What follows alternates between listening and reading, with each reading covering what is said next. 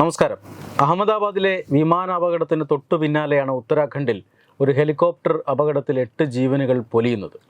സത്യത്തിൽ ഈ വിമാനാപകടത്തിൻ്റെ പശ്ചാത്തലത്തിൽ വേണ്ടത്ര വാർത്താ പ്രാധാന്യം കിട്ടിയില്ല എന്ന് തന്നെ പറയേണ്ടിയിരിക്കുന്നു. ഈ മേഖലയിൽ വ്യാപകമായി ഹെലികോപ്റ്ററുകൾ ഉപയോഗിക്കപ്പെടുന്ന മേഖലയാണ്. അപകടങ്ങളും ഉണ്ടാകാറുണ്ട്. ഏതാണ്ട് കഴിഞ്ഞ ആഴ്ചയാണ് ഒരു ഹെലികോപ്റ്റർ അടിയന്തരമായി റോഡിൽ ഇറക്കേണ്ടി വന്നത്. എന്താണ് ഈ തുടരെ ഉണ്ടാകുന്ന അപകടങ്ങൾക്ക് പിന്നിൽ? തുടരെ ഉണ്ടാകുന്ന അപകടങ്ങൾക്ക് പിന്നിലെന്നുള്ളതിന് അത് പറയുന്നതിന് മുമ്പ്, ആ ഉത്തരം പറയുന്നതിന് മുമ്പ് ശരിക്കും പറഞ്ഞു കഴിഞ്ഞാൽ ഇത് ഇന്ത്യൻ ഏവിയേഷൻ ചരിത്രത്തിൽ തന്നെ ഇത് വളരെ അപൂർവ സംഭവമാണ്. ഇപ്പം കഴിഞ്ഞ കണക്കെടുത്ത് നോക്കുമ്പോൾ കഴിഞ്ഞ 39 ദിവസങ്ങൾക്കിടയിൽ 5 ക്രാഷ് ഈ മേഖലയിൽ മാത്രം ഉണ്ടായിട്ടുണ്ട്. ഹെലികോപ്റ്റർ ക്രാഷ് ഉണ്ടായിട്ടുണ്ട്. അതൊരു ചെറിയ കാര്യമല്ല. പക്ഷെ നമ്മൾ ഇതിനെ കാര്യമായിട്ട് ശ്രദ്ധിക്കുന്നുണ്ടോ എന്ന്, പ്രത്യേകിച്ച് ഇപ്പം വിമാനാപകടം, അഹമ്മദാബാദിലെ വിമാനാപകടത്തിന് ശേഷം നമ്മൾ ഈ ഒരു കാര്യം അത്ര വേണ്ടത്ര ശ്രദ്ധിക്കുന്നില്ല എന്നാണ് എനിക്ക് തോന്നുന്നത്.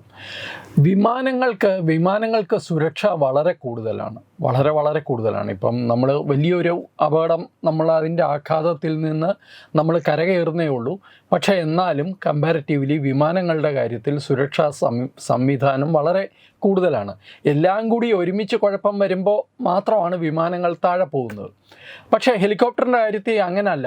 ഹെലികോപ്റ്റർ കുറേ കൂടി അപകട സാധ്യതയുള്ള ഒരു യാത്രാമാർഗമാണ്.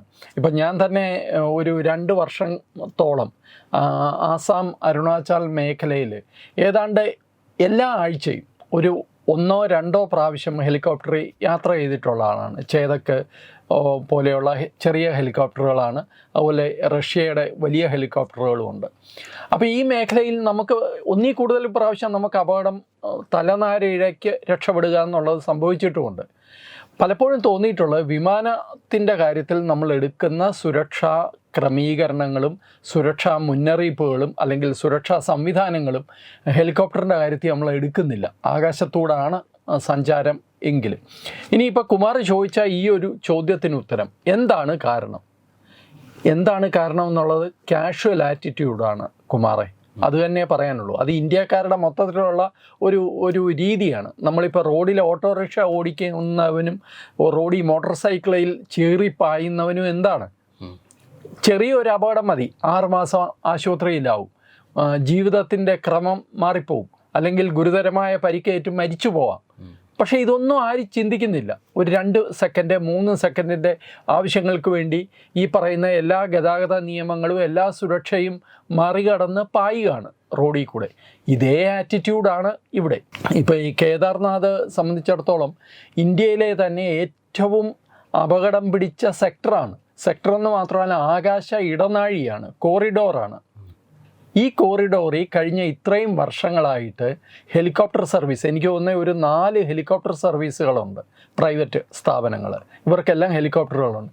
ഇവർ പ്രവർത്തിക്കുന്നത് ഒരു ATCയുടെ ഒരു എയർ ട്രാഫിക് കൺട്രോളിൻ്റെ സഹായമില്ലാതെ, ഒരു വെതർ സ്റ്റേഷനില്ല, അതായത് കാലാവസ്ഥയെക്കുറിച്ച് മുന്നറിയിപ്പ് നൽകാനുള്ള സംവിധാനമില്ല. ഈ 2 അടിസ്ഥാന കാര്യങ്ങൾ ഒഴിവാക്കി ഇല്ലാതെയാണ് ഇത് പ്രവർത്തിക്കുന്നത് എന്ന് പറയുമ്പോൾ തന്നെ എത്രമാത്രം അനാസ്ഥയും ഉദാസീനതയുമാണ് ഈ വിഷയത്തിലുള്ളതെന്ന് നമുക്ക് കാണാൻ പറ്റും. കേദാർനാഥിലേക്കുള്ള തീർത്ഥാടകരുടെ എണ്ണം കൂടുകയാണ്. ആ കൂടുമ്പോൾ ഇത്തരം കാര്യങ്ങളില്ലാതെ എങ്ങനെ ഇത്രയും നാൾ ഈ ഹെലികോപ്റ്റർ സർവീസ് പ്രവർത്തിച്ചു എന്നുള്ളത് ഒരു വലിയ ചോദ്യചിഹ്നമാണ്. ഈ തീർത്ഥാടകരെ ഉദ്ദേശിച്ചാണ് ഇത്രയധികം ഹെലികോപ്റ്റർ സർവീസ് നടക്കുന്നത്. ഈ പറയുന്നത് പോലെ അതിനാവശ്യമായ അടിസ്ഥാന സൗകര്യങ്ങളുമില്ല.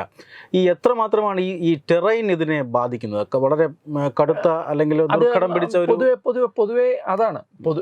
ഈ ടെറൈൻ തന്നെയാണ് ഇത് ഏറ്റവും വലിയ അപകടമുള്ള മേഖലയായിട്ട് ഇതിനെ മാറ്റുന്നത്. ഇപ്പം നിങ്ങൾ നോക്കിയാൽ അറിയാം, നേപ്പാളിലും ഇത് തന്നെ സ്ഥിതി.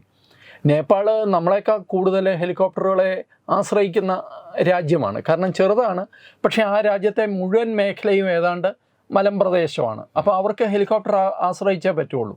അവിടെയും ഒരു ഉദാസീനതയുണ്ട്, പലപ്പോഴും വലിയ അപകടം സംഭവിക്കുന്നുണ്ട്. ഇവിടുത്തെ ടെറൈൻ തന്നെയാണ് പ്രശ്നം. അതായത് കാലാവസ്ഥാ പ്രവചനമില്ല. പെട്ടെന്ന് വേണമെങ്കിൽ കോടമഞ്ഞ് മൂടാം, പെട്ടെന്ന് വേണമെങ്കിൽ കാലാവസ്ഥ പൂർണ്ണമായിട്ട് മാറാം. ഇതൊക്കെ സംഭവിക്കും. പിന്നെ ഈ പൈലറ്റുമാരുടെ ഒരു ഒരു ഒരു എക്സ്പീരിയൻസ് ഉണ്ടല്ലോ. ഇവരൊക്കെ ഇന്ത്യൻ ആർമിയിൽ നിന്നും അതുപോലെയൊക്കെ അവിടെയൊക്കെ ജോലി ചെയ്ത ആൾക്കാരാണ്. എയർഫോഴ്സ്, ആർമി ഒക്കെ ജോലി ചെയ്ത ആൾക്കാരാണ്. ഇപ്പം കഴിഞ്ഞ ദിവസം ഞായറാഴ്ച ഉണ്ടായ ഏറ്റവും അവസാനത്തെ അപകടത്തിലും മരിച്ച ആൾ അദ്ദേഹം ആർമി ഉദ്യോഗസ്ഥനായിരുന്നു, ആർമി പൈലറ്റായിരുന്നു. അപ്പം ഇവരുടെ ഒരു പരിചയത്തിലാണ് ഇവർ ഈ റിസ്ക് എടുത്ത് പോകുന്നത്. പക്ഷെ അത് സംഭവിക്കാൻ പാടില്ല. കാരണം വേണ്ട പിന്തുണ ഗ്രൗണ്ടിൽ നിന്നില്ലാതെ ഈ തീർത്ഥാടകരെയും വഹിച്ചുകൊണ്ട് ഈ ആകാശ ഇടനാഴിയാണ് തൊട്ട് മുമ്പിൽ എന്താ സംഭവിക്കാമെന്നറിയില്ല. ആ ഹെലികോപ്റ്ററെ പോയിട്ടുള്ളവർക്കറിയാം. ഗൗരികുണ്ടി എന്നാണെന്ന് തോന്നുന്നു ഇത് ഉയരുന്നത്, കേദാറിൽ പോകുന്നത്. അപ്പോൾ ഒരു വളവ് തിരിഞ്ഞാണ് പോകുന്നത്. അപ്പോൾ അതിൻ്റെ അപ്പുറം എന്താണെന്ന് ആർക്കും അറിയില്ല. റഡാർ സംവിധാനമില്ല. അതും ഒരു പ്രധാനപ്പെട്ട കാര്യമാണ്. റഡാർ പരിരക്ഷ വേണം, കാലാവസ്ഥാ നിരീക്ഷണ കേന്ദ്രത്തിൻ്റെ പരിരക്ഷ വേണം, ATC വേണം. ഈ 3 കാര്യങ്ങളില്ലാതാണ് ഇവിടെ ഹെലികോപ്റ്റർ പ്രവർത്തിക്കുന്നത്. അതുതന്നെയാണ് എൻ്റെ വിഷയം. ഈ സാങ്കേതിക വിദ്യകളെല്ലാം അവൈലബിൾ ആയിരിക്കുമ്പോഴും ഇതൊന്നും ഉപയോഗപ്പെടുത്താതെയുള്ള ഒരു റിസ്ക് ഏറ്റെടുക്കൽ. ഞാൻ അത് തന്നെ പറഞ്ഞു കുമാറേ, കാഷ്വൽ ആറ്റിറ്റ്യൂഡാണ്. ചൽത്താഹേ, അതൊക്കെ അങ്ങ് നടന്നു പോകും. ഇത് നമ്മുടെ ഇന്ത്യക്കാരുടെ, ഇതിനകത്ത് രാഷ്ട്രീയമൊന്നുമില്ല, നമ്മുടെ ഇന്ത്യക്കാരുടെ പൊതുവെയുള്ള വലിയ ശാപമായത്. അത് റോഡിലായാലും ആകാശത്തായാലും കപ്പലിലായാലും എല്ലായിടത്തും അതിങ്ങനെയൊക്കെ അങ്ങ് പോകുന്നേ, കുഴപ്പമൊന്നുമില്ല. നമുക്ക് മുമ്പോട്ട് പോകാം. എന്തുകൊണ്ടായിരിക്കും ഈ അധികൃതരുടെ ശ്രദ്ധ ഇതിൽ പതിയാത്തത്? കാരണം ഈ പറയുന്ന പോലെയുള്ള റൂട്ടുകൾ ദേശസൽക്കരിക്കുക, അങ്ങനെയൊക്കെയുള്ള ധാരാളം പരിഹാരങ്ങൾ അവിടെ ഉണ്ട്. എന്നിട്ടും അധികൃതരുടെ ശ്രദ്ധ അതിലേക്ക് വരുന്നില്ല. എന്തായാലും ഇപ്പോൾ അധികൃതരുടെ ശ്രദ്ധ അതിലേക്ക് പതിഞ്ഞിട്ടുണ്ട്. പ്രധാനമന്ത്രി തന്നെ അവിടുത്തെ മുഖ്യമന്ത്രിയെ വിളിച്ച് കാര്യങ്ങൾ പറഞ്ഞിട്ടുണ്ട്. പക്ഷേ അതിന് മുമ്പ് തന്നെ ഈ ATC ഉണ്ടാക്കാനും വെതർ സ്റ്റേഷൻ ഉണ്ടാക്കാനുമുള്ള പ്രപ്പോസൽ അവിടെ ഉണ്ടായിരുന്നു എന്നാണ് ഞാൻ മനസ്സിലാക്കുന്നത്. എന്തുകൊണ്ടാണ് അത് ചെയ്യാഞ്ഞത് എന്നുള്ളത് എനിക്കറിയില്ല. പക്ഷേ ഇങ്ങനെ 2 സ്റ്റേഷൻസ് അവിടെ ഉണ്ടാക്കാനും റഡാറിൻ്റെ ഒരു പരിരക്ഷ കിട്ടാനും ഒക്കെയുള്ള സംവിധാനങ്ങൾക്ക് വേണ്ടി നിർദ്ദേശങ്ങളുണ്ടായിരുന്നു. ഇത് വിളിച്ചു വരുത്തിയ ദുരന്തമാണ്. കാരണം ഈ പറയുന്ന പോലെ ഒരു 5 ക്രാഷുകൾ 39 ദിവസങ്ങൾക്കിടയിലെന്ന് പറയുന്നത് ചെറിയ കാര്യമല്ല. നമ്മൾ തന്നെ കണ്ട് ഞെട്ടിപ്പോയിട്ടുണ്ട്. റോഡിൽ കൊണ്ടിറക്കിയത് ഇല്ലേ, കഴിഞ്ഞ മാസം റോഡിൽ കൊണ്ടിറക്കി. അത് റോഡിൽ ഇറക്കാൻ പറ്റില്ല. അത് പറയുമ്പോൾ വേറൊരു പ്രധാന കാര്യമുണ്ട്. ഈ ഒരു മേഖലയിൽ ഒരിടത്തും എമർജൻസി ലാൻഡിങ്ങിന് സംവിധാനമില്ല. ഇതിൻ്റെ ഇടയിൽ എവിടെയെങ്കിലും ഒരിടത്ത് എമർജൻസി ലാൻഡിങ്ങിന് ഒരു സംവിധാനം വേണ്ടേ? അതില്ല.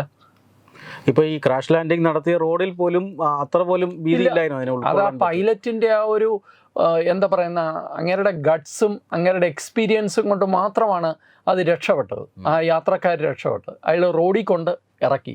പക്ഷേ റോഡിൽ ഇറക്കുമ്പോൾ വേറെ പ്രശ്നമുണ്ട് കുമാറെ. നേരത്തെ ഒരു അപകടത്തിൽ കേബിളിൽ തട്ടിയിട്ടുണ്ട്. അതെ, കേബിളിൽ തട്ടി ഹെലികോപ്റ്റർ അല്ലേ, ഇതിൻ്റെ പങ്ക കിടന്ന് കറങ്ങുകയാണ്. അത് ഹെലികോപ്റ്റർ അത് കേബിളിൽ തട്ടിയാൽ എന്താ ഉണ്ടാകുക? വലിയ അപകടത്തിലേക്ക് അത് മാറും. അങ്ങനെയും സംഭവിച്ചിട്ടുണ്ട്.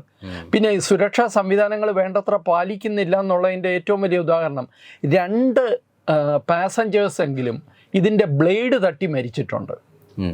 2 പാസഞ്ചേഴ്സ്. അപ്പോൾ അതിൻ്റെ അർത്ഥം എന്താണ്? ഇതിൻ്റെ ഒരു സ്റ്റാൻഡേർഡ് ഓപ്പറേഷണൽ പ്രൊസീജിയർ ഉണ്ട്, SOP. ഈ SOP പാലിക്കുന്നേ ഇല്ല. ഇപ്പം നിയമം സർക്കാരിന് ഉണ്ടാക്കാം, സംവിധാനങ്ങൾ ഉണ്ടാക്കാം. അതിനിപ്പോൾ സർക്കാർ ഉണ്ടാക്കുകയും ചെയ്യും. പക്ഷെ എന്നാലും മനുഷ്യൻ്റെ ഒരു ആറ്റിറ്റ്യൂഡ് ഉണ്ടല്ലോ, അത് മാറണം. അത് മാറാതെ ഇതുകൊണ്ടൊന്നും യാതൊരു രക്ഷയില്ല.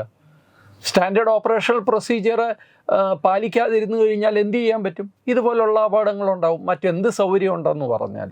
അതെ, ഇപ്പോൾ ഈ ഉത്തരാഖണ്ഡിൽ പറയുന്ന പോലെയുള്ള റോഡ് യാത്രയൊക്കെ അങ്ങനെ സാധ്യമല്ലാത്തത് കൊണ്ടാണ് ഈ വ്യോമയാന മാർഗം തിരഞ്ഞെടുക്കുന്നത്. പക്ഷേ അതുപോലെയല്ല, രാജ്യത്തിൻ്റെ മറ്റു പല ഭാഗങ്ങളിലും ഇത്തരത്തിലുള്ള ഹെലികോപ്റ്റർ യാത്രകൾ റോഡ് മാർഗം ഉണ്ടെങ്കിൽ പോലും വരുന്നുണ്ട്. ഇപ്പോൾ തിരുവനന്തപുരം സിറ്റി തന്നെ കാണാനായിട്ട് ഇപ്പോൾ ഹെലികോപ്റ്റർ സംവിധാനമുണ്ട്.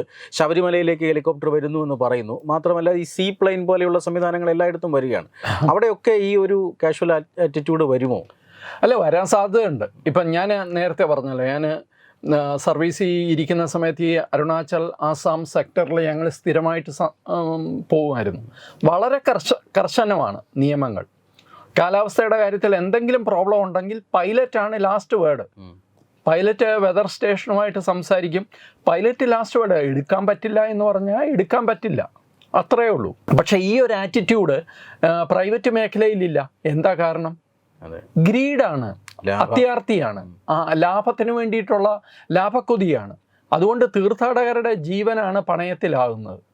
ഇപ്പോൾ പൈലറ്റിനോട് നിർബന്ധമായിട്ട് പറയാം, നിങ്ങൾ എടുത്തേ പറ്റൂ, അയക്കും അറിയാം ഇത് അപകടമാണെന്ന്, പക്ഷെ എന്നാലും അയാൾ ഫോഴ്സ്ഡ് ആകുകയാണ്. അപ്പോൾ ഈ ഒരു സാധ്യത പൂർണ്ണമായിട്ട് ഇങ്ങനെ ഒരു അത്യാർത്തി കാരണം ആൾക്കാരെ അപകടത്തിൽ കൊണ്ട് ചാടിക്കുന്ന ഈ ഒരു സംവിധാനം അവസാനിപ്പിച്ചേ മതിയാവുള്ളൂ.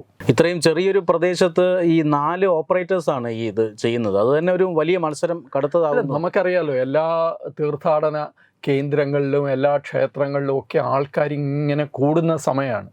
അപ്പോൾ അവിടെ ഈ ആൾക്കാരുമായി തീർത്ഥാടകരുമായി ബന്ധപ്പെട്ട എല്ലാ സംവിധാനങ്ങൾക്കും ഇക്കാലത്ത് ഒരു ബിസിനസ്സിൻ്റെ ഒരു ഇത് വന്നിട്ടുണ്ട്. അത് നമുക്ക് ഒഴിവാക്കാൻ പറ്റില്ല. പക്ഷെ ഒഴിവാക്കേണ്ടത് ഈ തീർത്ഥാടകരെ ചൂഷണം ചെയ്തുകൊണ്ടുള്ള ഇത്തരം ചില കാര്യങ്ങളാണ്. അത് പൂർണ്ണമായിട്ട് നിയന്ത്രിച്ചേ പറ്റുള്ളൂ. എന്തായാലും മനുഷ്യജീവനുകൾക്ക് അത് വലിയ വിലയുണ്ട്. ആ വില നൽകാതെയുള്ള ഏതൊരു പ്രവർത്തനവും അത് അടിയന്തരമായി അവസാനിപ്പിക്കേണ്ടതാണ്. നിയമത്തിൻ്റെ പരിധിയിലേക്ക് ഇത്തരം കാര്യങ്ങളെ കൊണ്ടുവരേണ്ടതുമാണ്. നമസ്കാരം.